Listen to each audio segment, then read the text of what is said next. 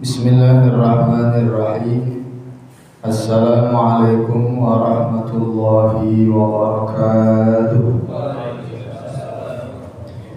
Alhamdulillah, alhamdulillah, thumma alhamdulillah. Alhamdulillahi rabbil alamin wa bihi nasta'in ala umuri dunya waddin. Assalatu wassalamu ala sayyidina Muhammadin wa ala alihi wa ashabihi ajma'in, amma ba'du. Al-Fatihah. Anna Allah yaftahu alaina futuhal arifin wa yufaqqihuna fid din wa yarzuquna kamal al-ikhlas wal yaqin, thumma al-arwah al-ulama al-amilin wa awliya wasyahid wa salihin, thumma al-arwah al-walidina wa masyayikhina wa mu'allimina wa zari'ina al-khaira fi hadha al-majlis. Anna Allah yaqbalu min al-jami' wa ya'fu 'anil jami' wa yus'al al-jami' fi din wa akhirah wa ala kulli niyatin salihah wa ila Nabi Muhammad sallallahu alaihi wasallam. Al-Fatihah. A'udzu billahi minasy syaithanir rajim. Bismillahirrahmanirrahim. Alhamdulillahi rabbil alamin arrahmanir rahim maliki yaumiddin. Iyyaka na'budu wa iyyaka nasta'in. Ihdinas siratal mustaqim. Siratal ladzina an'amta 'alaihim ghairil maghdubi 'alaihim waladdallin. Amin.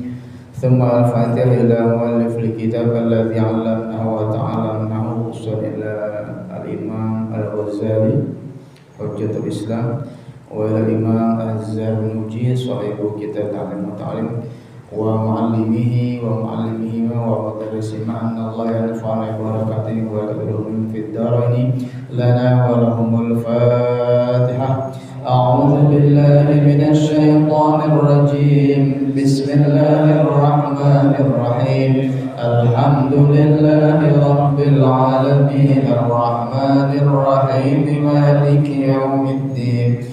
Iyyaka na'budu wa iyyaka nasta'in. Ihdinas siratal mustaqim. Siratal ladzina an'amta 'alaihim ghairil maghdubi 'alaihim waladdallin. Amin. Bismillahirrahmanirrahim. Nawaitu ta'allum wa ta'lim wa tadhakkur wa tadhkir wa naf'a wal intifa' wal ifada wal istifada wal hasa 'ala tamassuki bi kitabillahi wa sunnati Rasulullah sallallahu alaihi wasallam wa du'a al-huda wa dalatal khair ibtiwa wa jalla ta'ala mardati wa qati wa thabi subhanahu wa ta'ala. Hadratal mukarramin wal muhtaramin jamaah majlis ta'lim hidayah Allah muliakan, Bapak Ketua DPR yang Allah muliakan, Bapak RW yang Allah muliakan, dan seluruh jamaah yang semoga Allah merahmati kita semua. Alhamdulillah, malam ini kita kembali memulai rutinitas kita, kajian ta'lim kita setiap malam Kamis. Tentunya dengan segala macam niat baik. Semoga Allah catat semua amal baik, niat baik kita satu persatunya tanpa dikurangi sedikit pun. Jamaah yang Allah muliakan, malam ini pembukaan lagi setelah beberapa bulan kita tawakuf, ya. Tentunya biasa kalau habis mobil habis ngetem lama itu harus diapain dulu? Panasin dulu, ya. Ngetem lama, sama kita juga begitu nih. Sudah tawakuf 2 bulan setengah lah ya, karena Ramadan sebulan kita libur, Syawal juga libur sebulan. Dan hari ini sudah memasuki pertengahan bulan Dzulqa'dah. Jadi kita berikan pemanasan lagi, motivasi lagi untuk memulai taklim kita, bahwa supaya nantinya kedepannya itu motivasi kita terus terjaga, semangat kita terus terjaga, niat kita pun terus terjaga. Karena apa? Karena belajar itu, ya, Rasulullah bersabda gini, talabul ilmi fardhatun ala kulli muslimin wa muslimatin. Ini udah kita hafal nih dari SD dulu. Artinya apa tuh? Talabul ilmi, menuntut ilmu, fardhatun, fardu wajib bagi muslim laki-laki dan muslim perempuan. Nah ternyata kewajiban buat kita itu bukan hanya sholat 5 waktu, bukan hanya puasa Ramadan, bukan hanya zakat fitrah, kemudian zakat mal, gitu ya, haji dan sebagainya. Tidak hanya itu, ternyata belajar juga merupakan sebuah kewajiban. Ingat, kalau sebuah kewajiban tidak dilaksanakan maka apa hukumnya? Berdosa, gitu ya. Namun demikian kita juga tidak diharuskan mempelajari semua ilmu, tidak diharuskan, ya. Meskipun dahulu kala ulama-ulama dulu tuh masya Allah ilmunya, dia menguasai ilmu hadis, menguasai ilmu tafsir, menguasai ilmu nahwu, macam-macam. Semua ilmu dipelajari, dikuasai, bukan hanya tahu tapi dikuasai. Kayak Syekh Nawawi Al-Bantani itu, dia ngarang kitab tafsir, ngarang kitab-kitab fikih, macam-macam, banyak kitab usuluddin, luar biasa. Kita mungkin gak mampu kayak begitu ya. Apalagi sekarang ini kan akal manusia tanpa terasa sudah dibikin sudah dibikin melemah. Saya contohnya nih, saya dulu sebelum ada Google Map, ya kemana aja kita cari nyampe tanpa pakai Google Map. Coba sekarang kemana aja nyampe memang, tapi besoknya lupa. Kenapa? Udah kebiasaan diarahin sama Google Map. Teknologi sekarang sudah menggantikan akal kita. Ya. Orang bocah-bocah di kampus kuliah sekarang begitu, bikin makalah, bilang aja ChatGPT, saya bikin keluar jadi. Enggak perlu buka kitab-kitab lagi, enggak perlu. Tanpa sadar otak kita sudah mulai dilemahkan dengan teknologi. Makanya sangat sulit sekali kalau kita mempelajari semua ilmu, sulit. Namun ada yang merupakan kewajiban buat setiap orang muslim dan muslimah itu adalah mempelajari ilmu-ilmu yang berkaitan dengan kewajibannya. Wajib sholat enggak? Wajib. Maka ilmu tentang sholat wajib dipelajari, dan itu hukumnya fardu ain buat siapapun. Puasa wajib nggak? Ramadan wajib, maka hukum tentang puasa wajib dipelajari, dan itu nggak bisa diwakilin, nggak bisa, masing-masing harus belajar, ya. Nah artinya apa? Kita yang tadi menuntut ilmu wajib bagi setiap muslim itu adalah ilmu-ilmu yang berkaitan dengan tugas kita sebagai hamba Allah Subhanahu Wa Taala, yaitu untuk beribadah. Nah makanya di majelis ta'lim ini salah satu cara kita untuk sama-sama belajar, menggugurkan kewajiban tadi tuh, gitu ya. Kemudian apalagi kita wajib makan yang halal kan, dan wajib menjauhi makanan yang haram. Maka ilmu tentang makanan halal dan makan haram jadi wajib buat kita. Nggak ada alasan tuh makannya gue nggak tahu ini, padahal daging celeng. Nggak bisa, harus diketahui juga. Nah itulah yang menjadi motivasi kita, bahwa apalagi hadis berikutnya, utlubul ilma minal mahdi ilal lahdi, carilah ilmu, belajarlah terus menerus dari mulai gendongan ibu sampai dikubur di liang lahat. Artinya apa? Sepanjang usia kita, sepanjang nafas masih ada dalam badan kita, maka wajib mempelajari ilmu, terutama tadi itu ilmu yang berkaitan dengan keadaan kita, ya. Maka insya Allah di sini kan kita sudah ini ya, pelajari ilmu tentang sholat, gitu kan, yang itu menjadi tugas kewajiban kita. Puasa juga sudah pernah kita bahas, gitu kan. Terutama juga ilmu tentang hati, karena kewajiban yang lain buat kita adalah bagaimana bisa membersihkan hati kita, membersihkan jiwa kita, agar jangan sampai nantinya amal soleh kita hilang gara-gara hati kita yang kotor, gitu, ya kan? Berapa banyak orang-orang yang beribadah tapi nggak ada nilainya sama sekali. Kenapa? Karena hatinya kotor. Maksudnya apa? Dia ibadah tapi niatnya bukan lillahi ta'ala. Nah, maka penting sekali niat itu kita tanamkan ini di awal kita ngaji. Sekarang kita mulai pengajian, penting sekali untuk memperhatikan yang namanya niat kita dalam belajar. Nah, dalam kitab Ta'limul Muta'allim dikatakan begini. Qala radhiyallahu anhu, "Tsumma la budda lahu minan niyyah fi zamani ta'allumil ilm. Idzan niyyatu hiya aslu fi jam'il ahwal." Liqauli Nabi sallallahu alaihi wasallam, "Innamal a'malu binniyat." Bahwasanya setiap kali kita memulai pelajaran, ya, itu penting menetapkan niat. Kita niat ngaji mau ngapain? Warisan? Atau mau cuman rame-rame doang gitu ya?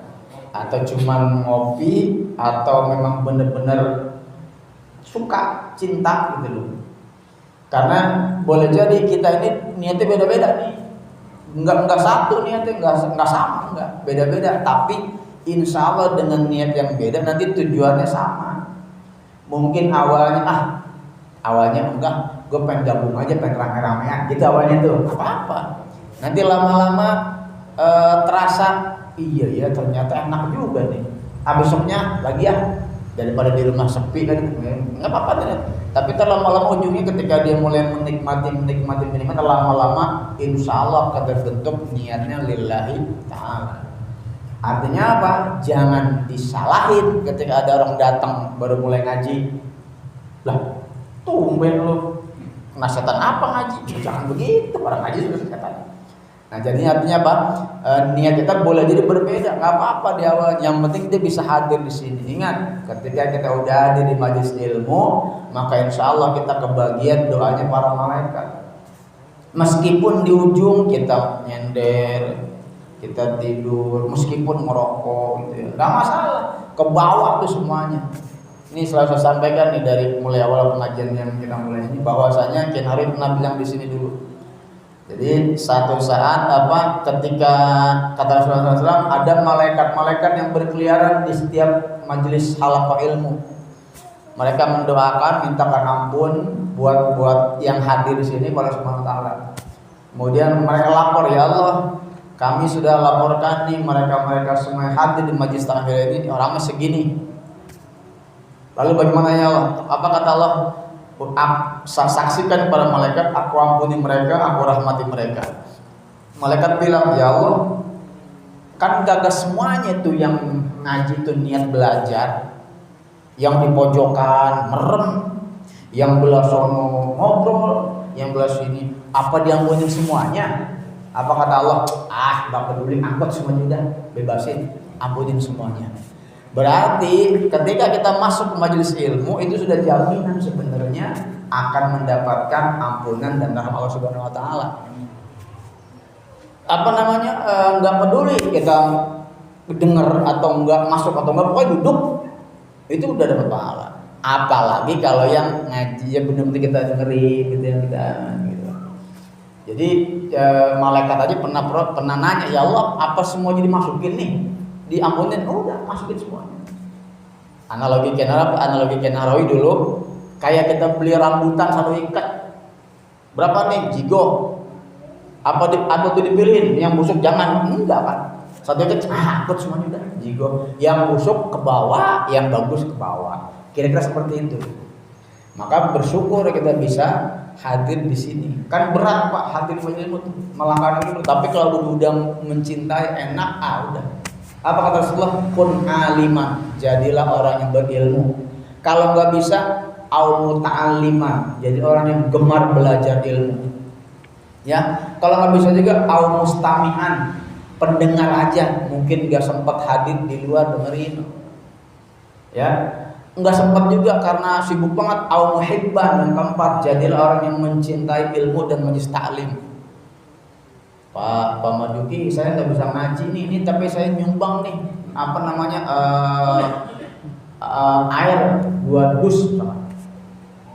Itu udah merupakan cinta kepada majelis ilmu. Dan yang kata Rasulullah, wala takun khamisan fatahlik, jangan jadi yang kelima, kata Rasulullah. Pintar enggak, belajar kagak, ngedengerin kagak, cinta kagak, malah mencak-mencak, wah apa sih bersih malam-malam, wah gitu, itu bakal celaka dunia akhirat. Ya, maka niatnya dibenerin masing-masing, termasuk saya dan semuanya, bahwa ini nantinya akan menjadi catatan sejarah kita di akhirat nanti, bahwa kita pernah hadir di majelis ilmu yang kata Rasulullah adalah raudhatul jannah, apa? Taman surga. Nah, dan lama-lama nantinya akan menikmati, sehingga insya Allah kita kangen rindu dengan hadir di majelis ilmu. Nah, kemudian soal niat ini Rasulullah SAW juga pernah bersabda, kam min amalin yatasawwaru bi surati amalid dunya wa yasiru bi husnin niyyah min amal akhirah. Berapa banyak, kata Rasulullah, amalan-amalan yang bentuknya adalah amalan dunia, tapi karena niatnya bagus, niatnya lillahi ta'ala, maka boleh jadi amalan tersebut menjadi amalan akhirat. Artinya apa? Secara kasat mata amalan dunia, nggak ada kaitan sama akhirat, tapi karena dia lillahi, contoh misalkan buang mindahin duri dari jalanan paku, itu kan amalan dunia. Tapi lillahi ta'ala niat bisa jadi lillahi ta'ala nih nanti akan membayar orang, itu bisa jadi menjadi amal akhirat. Gitu kira-kira. Nah, termasuk ngaji begini kita, apalagi ngaji ya. Kalau ngaji mah kan jelas kita belajar ilmu akhirat kan gitu ya. Nah, makanya diniatkan. Dan sebaliknya, wa kam min amalin yatasawwaru bi surati amal akhirah summa yasiru min amalid dunya bisu'in niyah. Dan berapa banyak perbuatan amalan-amalan yang kelihatannya amalan akhirat tapi niatnya salah, maka akan menjadi amalan duniawi dan tidak nyambung buat akhirat nanti. Sholat, amal akhirat bukan tuh? Akhirat. Tapi kalau niatnya ria, oh ada mertua nih, sholat, wah, hilang, amal akhirat hilang jadi amalan dunia. Cuma dapat pujian dong. Oh iya, mantu gue sholat, gitu kan? Allah, no, kata Allah nggak ada niat lo buat mertua. Orang minta sama mertua lo, gitu kira-kira. Jadi amal dunia tuh. Nah, makanya sangat penting sekali ketika kita meluruskan niat, ya. Berikutnya dalam kitab Minhajul Muta'allim, Imam Ghazali menyatakan sebuah pasal fadlul ilmi 'alal mal. Sebelumnya beliau nyatakan begini. Ada seseorang sahabat namanya Mus'ab bin Zubair, salah seorang ulama lah ya, berkata kepada anak-anaknya, ta'allamul ilma fa in kana lakum malun kana ilmu lakum jamalan. Belajarlah ilmu agama, kalau engkau punya harta maka ilmu tadi akan menjadikan engkau lebih terhormat. Orang yang tetap belajar, ya, di saat yang sama ia memiliki kelapangan harta, maka ilmu yang dimilikinya akan menjadi pemanis dan penambah kehormatannya. Wa illam yakun lakum malun kanal ilmu lakum malan. Tapi ketika engkau terus tetap belajar, di saat yang sama engkau tidak punya harta duniawi, maka nanti ilmu yang engkau pelajari itu akan mendatangkan harta untukmu. Jadi orang yang terus belajar mah nggak pernah miskin, itu kira-kira, ya. Orang yang terus belajar lillahi ta'ala, itu Allah akan jamin rizki dan hartanya. Nah, maka di sini Imam Ghazali menyatakan sebuah ibarat, wa anis saddi, dari as-saddi, beliau berkata, al ilmu afdalu min kunuzid dunya, bahwasanya ilmu yang dipelajari adalah termasuk ilmu agama, kemudian itu merupakan sesuatu yang lebih utama daripada perhiasan dunia. Fa inna kunuzad dunya tanqadi ma'al infaq. Ya. harta dunia akan habis. Kan tadi sebelah nih, ilmu itu lebih mulia daripada harta dunia. Kenapa? Karena harta dunia akan habis kalau terus-terusan dikeluarin. Ya, betul nggak? Harta dunia nih, kita punya 100.000, terus kasih orang 10.000, tinggal 10. Kasih orang 20.000, tinggal 70, gitu loh. Terus gitu ya, lama-lama habis. Wal ilmu yazdadu bil infaq, tetapi ilmu akan terus bertambah ketika ia dikeluarkan, maksudnya. Kan sama-sama ngeluarin nih, punya harta dikeluarin, maka harganya akan habis, akan berkurang. Tetapi kalau punya ilmu dikeluarin, justru bukan habis, malah bertambah. Kenapa? Karena makin ingat. Dan termasuk juga ilmu itu akan bertambah dengan infak yang kita keluarkan untuk ilmu, gitu maksudnya. Ya, misalkan kan sekarang kan secara hukum alamnya begitu, dan di antara salah satu sebab kita mendapatkan ilmu, ya, itu adalah dengan biaya.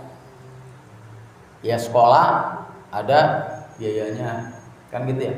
Maka ketika kita menginfakkan apa yang kita miliki, harta musik untuk kepentingan ilmu kita, maka itu akan mendapat keberkahan, gitu kira-kira. Ya. Wa annal ilma yahfazu ahlahu min kulli afatin wal ma yuqi'uha fil afat. Karena apa? Sesungguhnya ilmu itu akan menjaga orang-orang yang punya ilmu dari kesalahan-kesalahan.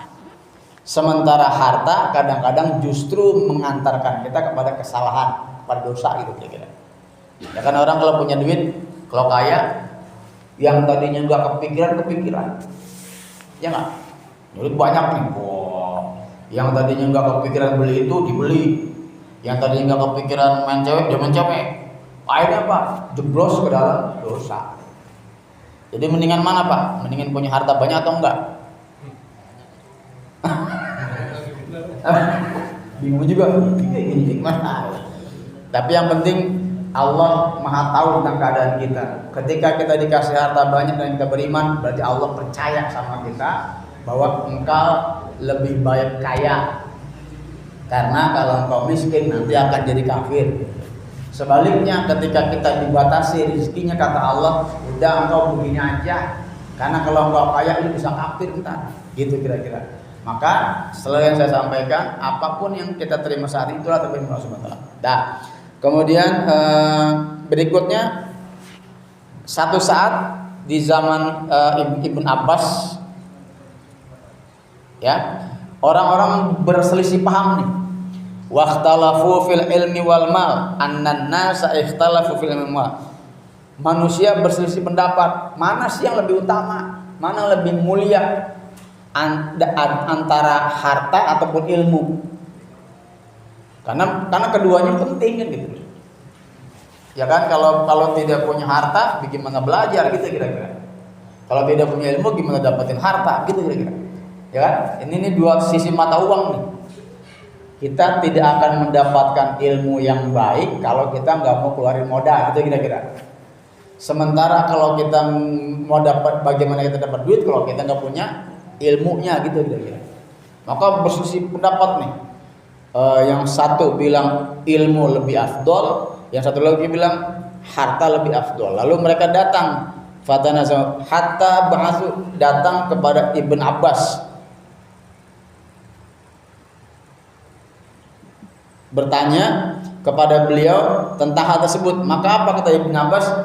I'lam anna lil ilmi syarafan 'alal ma, bahwasanya ilmu itu memiliki keutamaan dibandingkan dengan harta benda min sab'ati aujuh, dari 7 sisi, gitu lah.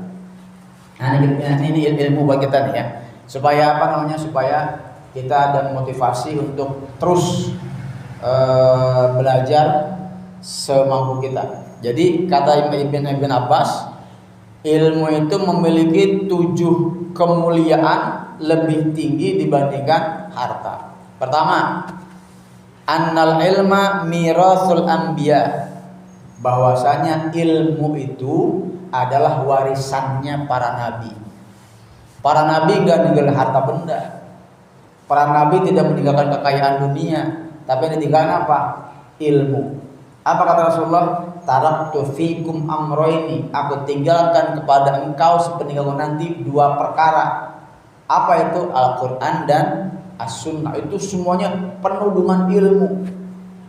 Kan Quran mah nggak berbentuk duit, ya. Sunnah pun demikian, tapi penuh dengan ilmu. Berarti ilmu itu adalah warisannya para nabi. Maka ketika kita mempelajari ilmu, sama saja kita sedang menikmati warisan para nabi. Sebagaimana orang-orang yang menikmati warisan kekayaan tuh, dia bisa beli macam-macam, Bang. Kenapa? Warisan gue banyak gitu. Wal mal mirasul fir'anah wal asqiya. Tetapi harta gemerlap dunia itu adalah warisan siapa? Warisannya sebutin fir'anah, warisan Fir'aun. Warisan para raja-raja. Fir'aun itu Fir'aun itu gelar bangsawan Mesir dulu. Ya kan? Yang rata-rata mereka itu kalau punya harta dan kekuasaan justru mereka menentang para nabi.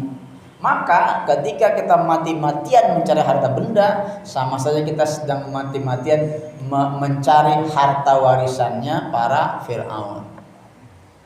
Gitu ya. Tapi Ustaz, sampai sekarang hartanya Qarun terkenal banget itu. Ya. Jadi kalau Bapak lagi gali sumur, nemu harta, apa disebutnya? Harta siapa? Harta Qarun. Padahal Qarun di mana? Di mana kan itu ya? Itu kirun. Kalau kirun pelawak ya.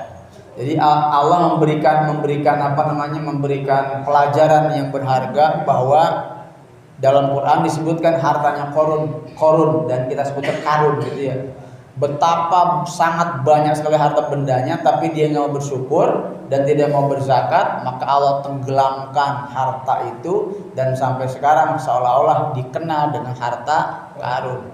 Karena tidak tersisa sedikit pun, langsung Allah tenggelamkan, dibalikkan ke tenggelam di dalam tanah gitu, ditelan bumi lah, nggak ada satu pun, tidak tersisa. Dan kemudian bumi berputar gitu ya, terus boleh jadi nyampainya meskipun harta itu harta siapa gitu, tapi disebutnya tetap harta Qarun. Ya, nah itu yang pertama. Jadi yang pertama, ilmu adalah warisannya para nabi, sedangkan harta adalah warisannya para Fir'aun. Yang kedua, al ilmu yahrusu sahibahu wa sahibul mal yahrusu malahu. Ilmu itu akan menjaga si pemiliknya gitu kira-kira. Ya, dia akan terjaga dari maksiat karena punya ilmu, akan terjaga dari dosa karena punya ilmu, akan terjaga dari murka Allah karena punya ilmu, akan terjaga dari hal-hal yang membahayakan karena punya ilmu. Sedangkan harta, justru orang yang punya harta lah yang mati-matian ngejagain hartanya. Betul nggak Pak? Orang kudu bayar satpam, ya, kudu piara anjing yang gede, ya, kudu pasang alarm segala macamnya, kudu berangkas segala. Wah, ada mati-matian dia nyari harta mati-matian, dia juga yang kudu jaga itu harta mati-matian. Tapi kalau ilmu enggak, justru ketika kita semakin belajar ilmu, nanti ilmu itu akan menjaga kita gitu. Ya contoh misalkan kita belajar dari para guru-guru kita tentang wirid-wirid pada sholat. A'udzu bikalimatillahi tammati min syarri ma khalaq 3 kali pagi hari. Bismillahilladzi la yadurru ma'asmihi syai'un fil ardi wala fis samawati 3 kali di pagi hari. Maka insyaallah ilmu yang diajarkan tadi berdasarkan Rasulullah SAW akan menjaga kita hari itu dari mara bahaya. Enggak perlu capek-capek nyewa bodyguard kita. Udah bacain Pak. Kan gitu ya. Nah itu, jadi ilmu akan menjaga si pemiliknya, sedangkan harta justru dijaga oleh yang pemiliknya. Balik. Makanya disebutkan Rasulullah SAW, ta'iba ahlud dinar, orang yang punya harta yang mati mencari harta benda itu akan capek secapek-capeknya. Dia capek nyarinya, capek juga ngejagainnya. Kalau kehilangan satu, wah rasanya kehilangan banyak banget. padahal cuma kehilangan 1.000 perak. Nah, gitu lagi. Nah, yang ketiga apa? Annal mal yu'tihillahu ta'ala liman yuhibbu wa liman la yuhibbu wa la yu'til ilma illa liman yuhibbu. Nah, ini nih Pak. Ini yang paling senang saya. Apa kata Ibnu Abbas? Bahwa harta benda itu Allah berikan kepada orang-orang yang Allah cintai dan juga kepada orang yang tidak Allah cintai. Saya ulangi. Harta bisa Allah berikan kepada orang yang Dia cintai atau orang yang dibenci oleh Allah. Pokoknya dapat harta dapat. Artinya siapapun bisa mendapatkan harta. Orang kafir bisa, orang beriman bisa. Ahli maksiat dapat harta bisa, ahli ibadah juga bisa harta. Tetapi sebaliknya wala yu'til ilma illa liman yuhibbu. Tapi Allah tidak memberikan ilmu kecuali kepada orang yang dicintainya. Tuh. Ini paling senang saya yang ketiga itu. Berarti apa Pak? Ketika kita belajar ilmu 5, ini 7 nih, misalkan nih 7 nih ntar nih, yang masuk cuma 2, 1, tapi itu mantap dalam hati kita, berarti Allah sedang mencintai kita. Apa rasanya sih kalau Allah mencintai kita? Hah? Apa rasanya? Wah, luar biasa ya. Ketika Allah mencintai kita, apa yang kita minta Allah kabul, Allah mudahkan, Allah jauhkan dari mara bahaya. Oh, udah nikmat. Makanya ini nih jadi motivasi terutama saya, bahwa salah satu cara untuk dicintai Allah adalah dengan banyak belajar. Pak. Ya. Jadi ini motivasi nih. Seminggu sekali yuk kita ngaji. Kalau mau ikutin lagi, di situ ada malam Senin. Di sana ada malam Rebo. Ada datang aja enggak bayar ini. Nah, ya, seperti itu ya. Jadi nih, jadi kalau harta diberikan kepada siapapun yang Allah suka atau yang Allah benci, dapat harta. Tapi ilmu tidak, hanya kepada orang yang Allah cintai saja. Yang ketiga. Yang keempat, kata Imam Ibnu Abbas, la yanqusul ilmu bil badli wal infaq bal yazidu bihima wal mal yanqusu bihima. Ilmu tidak akan berkurang walaupun diberikan kepada siapapun sebanyak-banyaknya dan diinfakin, dikeluarin. Artinya apa? Ilmu tidak akan berkurang meskipun diajarkan kepada kan gitu ya. Justru semakin banyak orang yang mendapatkan ilmu dari dia, maka ilmunya akan mengalir terus. Jadi mau telepon marketing tuh, bro, terus. Ketika kita mengajarkan pada satu orang satu ilmu A, 2 ba, 3 ta, a bata kita ajarin, sama dia diapalin, kemudian diajarin lagi, pahalanya dapat ke saya. Dapat kita yang ngajarin. Terus semakin banyak yang belajar, maka pahalanya nyambung. Artinya apa? Semakin banyak ilmu diajarkan, justru akan semakin menambah pahala dan menambah ilmu tersebut bagi si pemiliknya. Sebaliknya, kalau harta semakin banyak dikeluarin, semakin banyak habis, ludes. Ini harta secara umum ya, Jangan dibandingin dengan sedekah, jangan. Kalau sedekah itu bertambah. Ya, kalau ini masuk harta umum nih, harta secara umum nih. Tapi Rasulullah memberikan batasan, kecuali harta yang disedekahkan.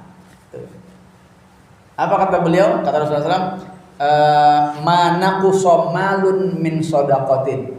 Harta yang disedekahkan tidak akan pernah berkurang. Bal yazdad, maka malah akan bertambah terus, Pak. Nah, yang maksud di sini yang hari kita baca adalah harta yang tidak disedekahkan, yang kita keluarin semaunya kita, ya, untuk keperluan yang bukan sedekah, gitu maksudnya. Maka semakin banyak kita keluarkan, maka akan semakin habis. Oh, ilmu enggak, ilmu itu enggak. Malah semakin ilmu itu dikaji semakin dalam. Makanya saya kadang-kadang dulu itu suka ngaji babnya sama, Kita ulang-ulang nggak apa-apa. Justru semakin jangan gini, itu udah pernah itu yang lain dong. Enggak usah. Justru semakin dikaji, semakin mantep kita. Nah, itu ya. Kemudian yang kelima, bedanya harta dengan ilmu adalah anna sahibal ilmi la yamut wa la yanqati amaluhu ila yaumil qiyamah wa ma'hu amaluhu abada. Wa sahibul mali yamut wa yanqati amaluhu wa yabqa maluhu li ghairihi. Orang yang punya ilmu tidak akan mati. Secara jasad ia mati, tapi namanya masih disebut orang, ya. Wala yang qati'u amalu ila yaumil qiyamah, dan amalnya enggak terputus, pahalanya enggak terputus sampai hari kiamat nanti, bahkan akan menjadi amalnya juga. Contoh nih, guru kita Ken Harawi udah wafat berapa tahun dia? 2021 ya, meninggal. Sekarang udah 2025. Beliau meninggal 21 Oktober untuk hari santri 2021. Hampir 4 tahun kurang. Tapi beliau sudah di makam. Kita tahu makamnya, kita tahu. Tapi namanya masih kita sebut. Masih kita baca bukunya. Berarti hakikatnya beliau masih ada bersama kita, masih hidup. Itulah yang dibilang gak mati. Ini kitab Imam Ghazali, meninggal kapan beliau? Lama, ratusan tahun yang lalu. Meninggalnya tahun 505 Hijriah. Sekarang 1446 atau 7? 46. Kurang 500. Udah 900 tahun udah meninggal. Tapi namanya masih disebut terus. Ya kan? Tadi yang dibaca Malaris Abdul Qadir Jailani, wafat lama, tapi masih disebut namanya. Masih hidup enggak dunia? Orang masih mengalir, itu masih hidup, dan amalnya terus mengalir sampai hari kiamat nanti menjadi amal soleh. Nah, sebaliknya orang yang punya harta mati, bahkan dia bisa mati sebelum dianya mati. Artinya apa? Ketika lagi punya harta banyak, orang banyak deketin dia. Begitu hartanya habis, dilupain, dianggap mati, udah nggak ada orang itu, udah nggak berpengaruh. Kenapa? Karena pemilik harta seperti itu. Bahkan kalau nanti dia meninggal dunia beneran dan hartanya masih ada, hartanya jadi rebutan ahli warisnya, gitu. Nah, itu jadi kalau orang berilmu dia nggak mati meskipun jasadnya sudah terkubur, tapi namanya terus harum, ilmu terus, dan semakin ilmu diajarkan mengalir kepada dia. Tapi kalau orang yang punya harta dan tidak diinfakkan, ya begitu dia mati selesai. Dan harta yang ditinggalkan menjadi rebutan di ahli warisnya. Padahal dia cari mati-matian buat anak istri, tapi nggak dikeluarin. Begitu dia meninggal, malah jadi bikin anak istrinya berantem rebutan harta. Nauzubillah. Itu yang berapa? Yang kelima. Yang keenam, anna sahibal ilmi la yu'adzabu fil qabri wa la yabla, wa anna sahibal mali yu'adzabu fil qabri wa yabla. Ini jaminan nih, bahwasanya orang yang ahli ilmu, insya Allah dengan izin Allah Subhanahu Wa Taala, dia tidak akan diazab dalam kuburnya. Dan boleh jadi izin Allah juga mayatnya tidak hancur, izin Allah.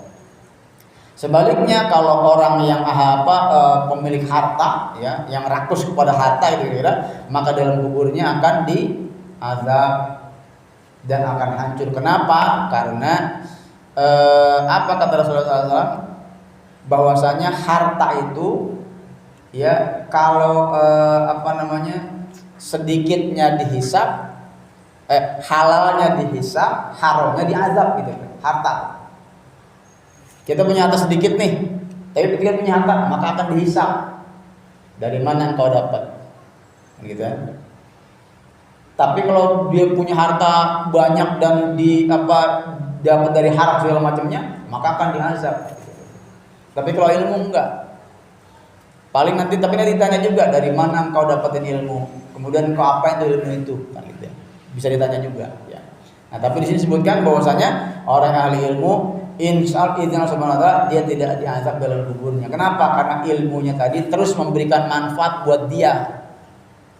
Semakin diajarkan ngalir terus. Hari ini kian hari masih terima nih pahala ilmunya nih. Karena ilmu yang diajar kepada kita masih kita pakai. Kita diajarin sholat tasbih di sini nih. Kemudian bapak di rumah sholat tasbih sendiri gara-gara ajaran beliau, maka setiap kali berbawa tasbih pahalanya ngalir kepada beliau meskipun dalam kuburnya. Itulah contohnya ya. Yang terakhir, wasabi' anna sahibal mal yus'alu yaumil qiyamah an kulli dirhamin min aina iktasabahu wa fi ma anfaqahu wa yuhasabu alaihi.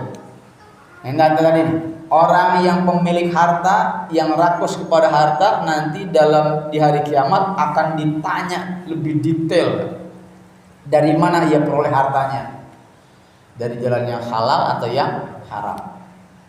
Kemudian untuk apa dikeluarkan, untuk apa tuh harta dipakainya, untuk yang halal atau yang haram. Berapa banyak orang yang mendapatkan harta dapatnya halal tapi dikeluarinnya haram. Betul nggak? Kerja mati-matian dapat buat menjudi. Dapatinnya halal tuh karena dia kerja, keluarinnya haram. Atau sebaliknya, dapatnya haram kemudian dipakai buat yang halal. Itu dua-duanya salah. Nah, ya. Dan akan dihisab nantinya. Wa anna sahibal ilmi lahu bikulli mas'alatin darajah. Tetapi orang yang punya ilmu justru semakin banyak ilmu yang dia miliki, misalkan dia ahli bab qiraat Quran, maka akan satu naik derajat. Dia tahu lagi tentang ilmu akidah, naik lagi derajat. Semakin banyak ilmu yang dia miliki, maka akan semakin tinggi derajatnya di akhirat nanti. Bahkan di sini disebutkan wa kullu harfin hasanat wa kullu harfin, jadi di antara orang yang membaca huruf Al-Qur'an wa kullu harfin hasanatun wa likulli harfin min hurufil Qur'an aslu hasanatin in qara'a ala zawqaitul harim. Ini disebutkan nih, setiap huruf dari ilmu yang dipelajari terutama ilmu Al-Qur'an akan mendapatkan kebaikan, satu nilai pahala kebaikan. Dan setiap huruf dari huruf Al-Qur'an ketika ia dibaca dalam kondisi kitanya tidak punya wudu, misalkan bapak punya hafalan Quran yang tadi kita baca tuh, billahi ma fis samawati wa ma fil ardh, baca dalam kondisi kita nggak wudu, berarti bacanya di luar sholat ya, dalam zikir, mungkin kita lagi tahlilan lah gitu kira. Maka itu disebutkan di sini asru hasanat, satu hurufnya akan dibayar gitu, dibalas dengan 10 bentuk kebaikan. Jadi ketika kita nyebut lillahi, itu ada berapa huruf tuh? Lillahi berapa huruf? 3 apa 4? Lamnya 3 tuh, karena tas yang tengah kan tasdid. Lillahi berarti 4 huruf tuh. Lillahi 4 huruf.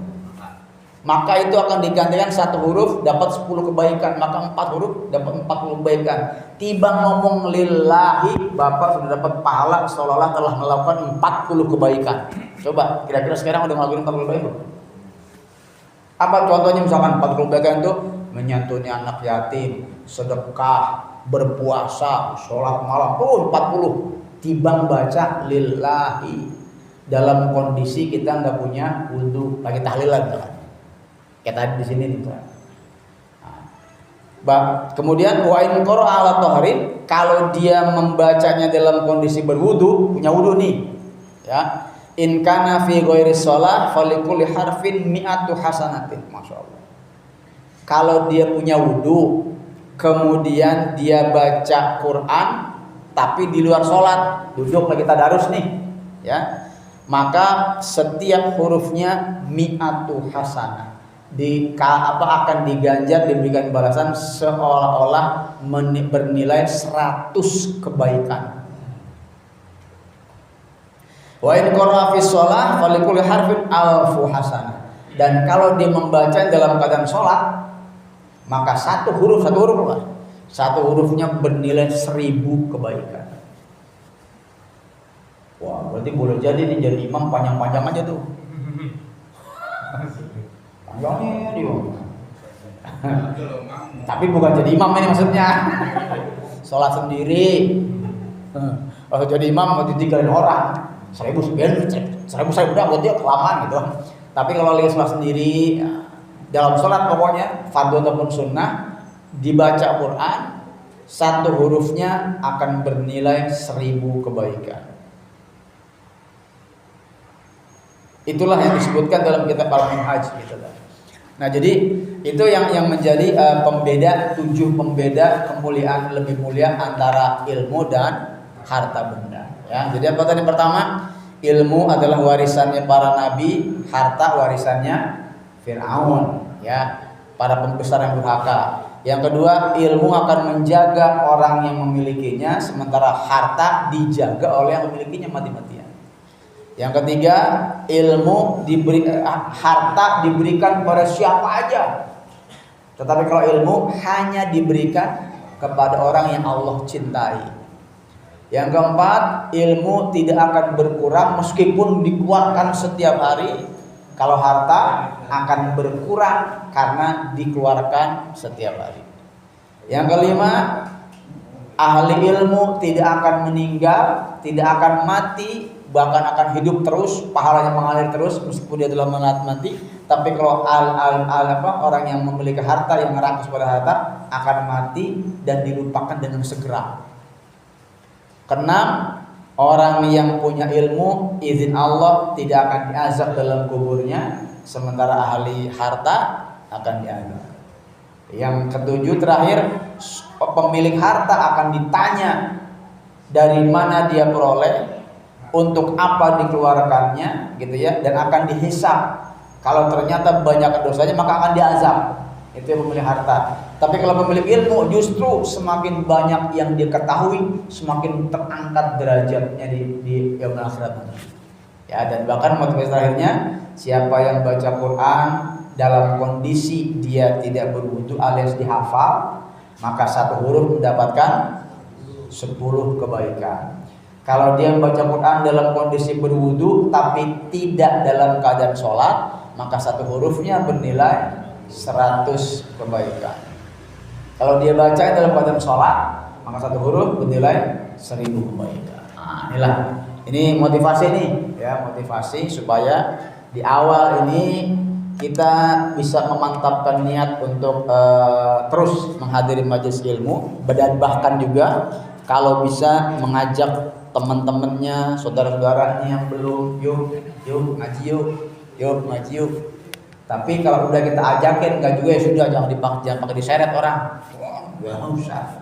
Udah itu mah biarkan nanti kalau udah begitu kita ajakin enggak bisa, terakhir kita doain, ya Allah berikanlah kepada saudaraku ini, ya, doain supaya dia ngaji. Karena apa? Kata Allah Subhanahu wa taala, dulu ketika Rasulullah kepengen banget pamannya masuk Islam, Allah enggak kabulin. Allah bilang, kata Allah, engkau tidak akan bisa memberi hidayah pada orang yang kau mau. Hidayah itu urusan aku, kata Allah. Nabi aja tidak bisa memberikan hidayah, apalagi kita, termasuk ngajakin ngaji. Udah ajak mah ajak, kalau 3 kali nggak diajak nggak mau, ya sudah, doain. Doainnya doain supaya ngaji, jangan doain mampus lu. Wah, semua doanya, waduh. Gitu ya, mudah-mudahan nih jadi motivasi kita. Insya Allah ini di awal kita ngaji, ke depannya nanti minggu depan kita walimah sabar. Insya Allah kita sedikit bahas tentang ilmu tentang perhajian. Mudah-mudahan nanti satu saat kita Allah panggil menjadi tamu Allah, menjadi haji di Baitullah, tanah suci Mekah dan Madinah. Amin ya rabbal alamin. Baik, ada yang mau tanyakan belum? Bismillah. Cukup ya. Mudah-mudahan ada manfaat dan Allah merahmati kita semua. Amin ya rabbal alamin. Al-Fatihah. A'udzu billahi minasy syaithanir rajim. Bismillahirrahmanirrahim. Alhamdulillahi rabbil alamin arrahmanir rahim maliki yaumiddin. Iyyaka na'budu wa iyyaka nasta'in. Ihdinas siratal mustaqim. Siratal ladzina an'amta 'alaihim ghairil maghdubi 'alaihim waladdallin. Amin amin ya rabbal alamin. Bismillahirrahmanirrahim. Alhamdulillahirabbil alamin. Allahumma shalli ala sayidina Muhammad wa ala ali sayidina Muhammad. Allahumma anfa'na bima 'allamtana wa 'allimna ma yanfa'una warzuqna 'uluman tanfa'una. Allahumma inna nastaudi'uka ma 'allamtanahu fardudhu ilaina 'inda hajatina ilaih. Allahumma ij'al jam'ana hadza jam'an mubarakan marhuma wa tafarruqana min ba'dihi tafarruqan mubarakan ma'suma. ولا تدع اللهم فينا ولا حوالينا ولا ممن يسمعنا شقيا ولا مطرودا ولا محروما برحمتك يا أرحم الراحمين. ربنا تقبل منا إنك أنت السميع العليم وتب علينا إنك أنت التواب الرحيم. ربنا آتنا في الدنيا حسنة وفي الآخرة حسنة وقنا عذاب النار. وصلى الله على سيدنا محمد وعلى آله وصحبه أجمعين والحمد لله رب العالمين. يا رب بالمصطفى بلغ مقاصدنا واغفر لنا ما مضى يا واسع الكرم. يا رب بالمصطفى بلغ مقاصدنا واغفر لنا ما مضى يا واسع الكرم. يا رب بالمصطفى بلغ مقاصدنا واغفر لنا ما مضى يا واسع الكرم. اللهم صل وسلم وبارك عليه. Demikian, lebih kurang mohon maaf. Wallahul muwaffiq ila aqwamit thoriq. Wassalamualaikum warahmatullahi wabarakatuh. Waalaikumsalam warahmatullahi wabarakatuh. Alhamdulillah ya masyarakat bisa ikuti mubahas taklim kita